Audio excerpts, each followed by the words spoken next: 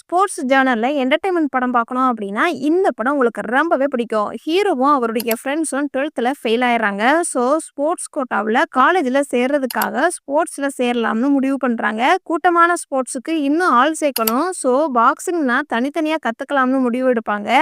Boxing கத்துக்கிறதுல இந்த ஊர்லயே பெரிய கோச்சிங் ஆலப்புழா ஜிம்கான கோச்சிங்ல சேர்றாங்க. கடைசியில பாக்ஸிங்ல ஜெயிச்சாங்களா இல்லையா, அதே இந்த படத்தோடைய மீதி கதை. காமெடி, எமோஷன் இந்த படத்துல எல்லாமே இருக்குது. எப்போதுமே ஒரு ஸ்போர்ட்ஸ் மூவி அப்படின்னா அது சீரியஸான ஒரு ஆக்ஷன் படமா தான் இருக்கும். ஆனா இந்த படத்துல அப்படியே டிஃப்ரெண்டா காமெடி படமா இருக்கும். கிளைமேக்ஸா உங்களால ப்ரெடிக்ட் பண்ணவே முடியாது. அந்த அளவுக்கு கிளைமேக்ஸ் இருக்கும். ஃபர்ஸ்ட் ஹாஃப் நல்லா இன்ட்ரெஸ்டிங்கா போகும். ஆனா செகண்ட் ஹாஃப் மட்டும் கொஞ்சம் லேகா இருக்கும். ஹீரோவுக்கான மாஸ் சீன்ஸ், பாடி ஷேமிங், பெண்களை உதாசனப்படுத்துறதுன்னு இந்த படத்துல அங்கங்க காமெடி ஒர்க் அவுட் ஆயிருக்குது.